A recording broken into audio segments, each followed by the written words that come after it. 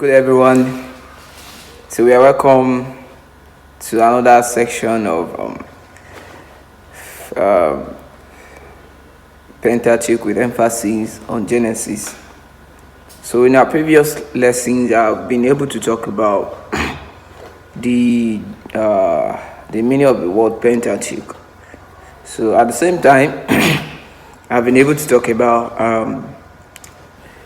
the general themes of the Pentateuch, where we talk about the theme of law, election, covenant, and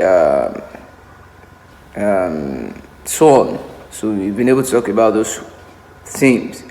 So without wasting much of our time, so I'll be talking about another prominent aspect of the Pentateuch with emphasis on Genesis, which is titled the Mosaic authorship. Basically, I'll be talking about the authorship of the Pentateuch. So, authorship of the Pentateuch.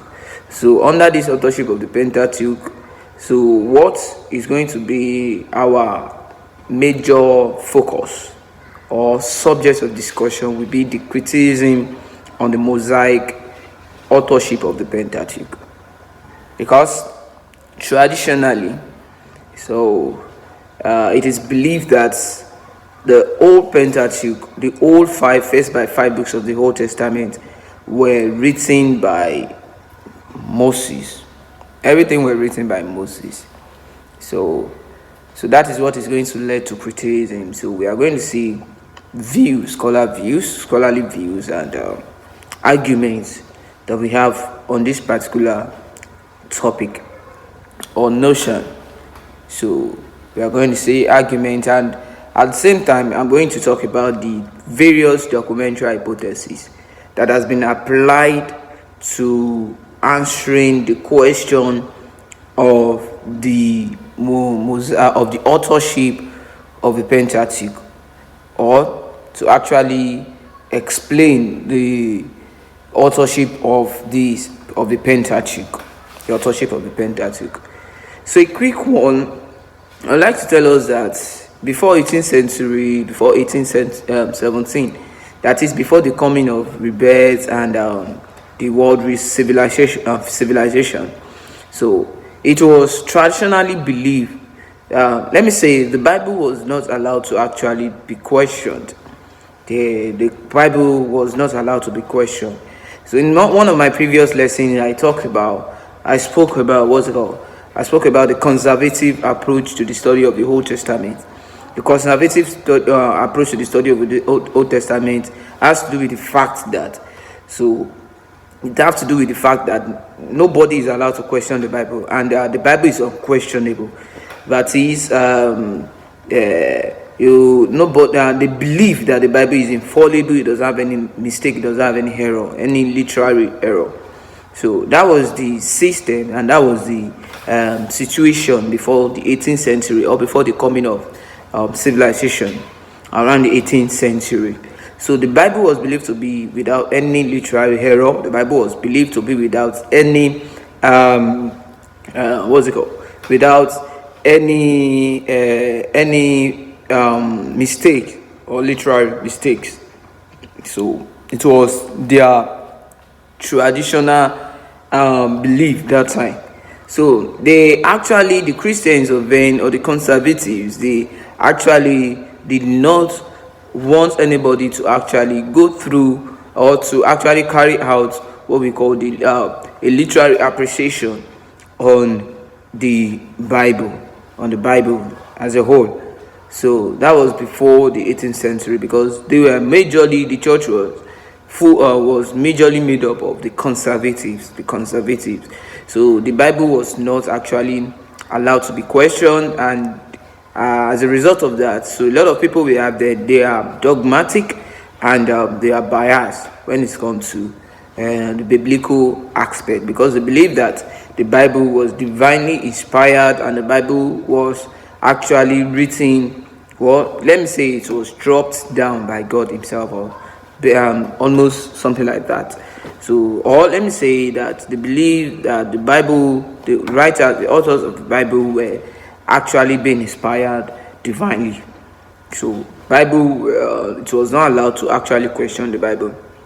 So, but during the rebirth or during the civilization of the Renaissance, so around the 18th century, so around that time there was this let me say criticism and literary appreciation that was being carried out on on literary books.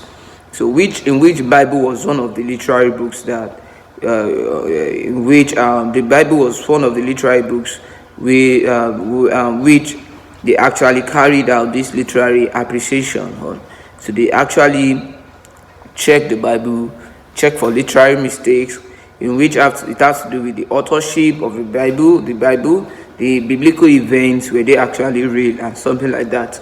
So by the time this was being done, so some errors were actually being detected.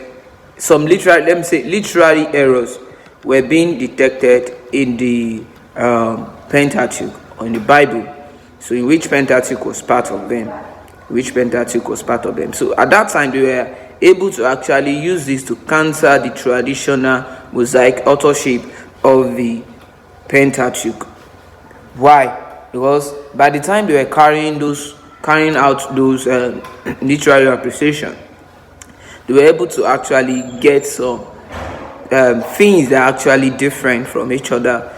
That is different style, or let me say differences, which contradict the fact that this book was written, the whole books were written by an author. So now one of the things they discovered was linguistic and stylistic differences. So the linguistic and the style, let me say the style of these books are actually different from each other. So if it was written by one author, so the author will actually use a style, but in this case they discover different styles, so which shows that it was not written by one person. So we have examples like you can see Genesis 1 chapter 1 verse 1 to 23, and we also have chapter 2 to 4 to 25. One is believed to have been written by the P source, the priestly source, and the J source, which is the Yahweh's source. So I'm still going to talk about those sources. But if you look at the book and the two chapters, we are going to get to see that the styles used there are different. So the two chapters are talking about creation story. So that is one. Another problem is that we have inconsistencies and contradictions. So there are some passages that actually contain contradictions in the books. For instance, the creation account has this contradiction. So there's one creation account in chapter 1 of Genesis, another one in chapter 2 of Genesis, which shows that they were not written by the same author. A different author wrote the first chapter, while another author wrote another chapter, the second chapter. So we also have different accounts of the flood story too. So which we have in Genesis chapter 6 to 9. So if we read those books, chapters, we are going to get to know that there are inconsistencies and contradictions. For instance, the creation. So the order of creation in chapter 1 is quite different from the order of creation in chapter 2. So we have more and more. So we also have anachronism. So we have some anachronistic statements. So the Pentateuch actually include some anachronistic references to cities, so nations and cultural practices that did not exist during the time of Moses. So if you actually study the time by which some of these passages were written, so and some of the cities that are mentioned in these passages, so it is very clear that Moses was not alive during that time, or probably some of of these cities were later developed after the death of Moses. So it is impossible for Moses to make mention of cities which he had not heard anything about before, or he has not visited before. So this shows that it was actually written by people, by authors who are actually existing or living during that time. So that's one thing, anachronism. So and when we say anachronism, it simply means something that is located at a time when it could not have existed or actually occurred. So when you mention something at a particular time, and this thing has not occurred, so you cannot relate it to someone who was not existing at that particular time. So we also have some doublets. So we have some doublets and triplets. We have some accounts that are repeated in the Pentateuch.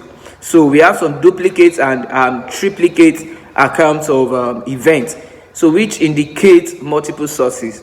So this same account, like creation account, chapter 1 and chapter 2. So you cannot say that the same author will repeat the same thing in the second chapter, which means that it was written by a different author. So we have examples like Genesis chapter 12, 10 to 20. So we have, and if you look at the accounts we have in Genesis 12, 10 to 20, and the accounts we have in Genesis 21 to 18, you can see that they are actually similar stories. So similar stories of Abraham's deception. So we also have Exodus 25 to 31 too, and 35 to 40. So and which gives a kind of duplicate instructions for building the tabernacle. So we have the likes of editorial activities, we have theological and ideological differences. So actually, and the biggest of it, which I will call a notice to, is that it is not possible for Moses, for a dead person, to write about his own death. So it is not possible. So you cannot say that Moses wrote the whole book. And the death of Moses is recorded in Deuteronomy 34. So it is not possible that it was Moses that actually gave account of his own death. Definitely the books were actually written by different authors. So that is the issue that arose, that brought about the criticism on the traditional Mosaic authorship of the Pentateuch. So with all these things, it shows that Moses was not the only writer, was not the only author of the Pentateuch. So in the next video, I'll be talking about the different theories, documentary theories, or different sources that were proposed by different scholars to actually defend or explain the authorship of the Pentateuch. Thank you.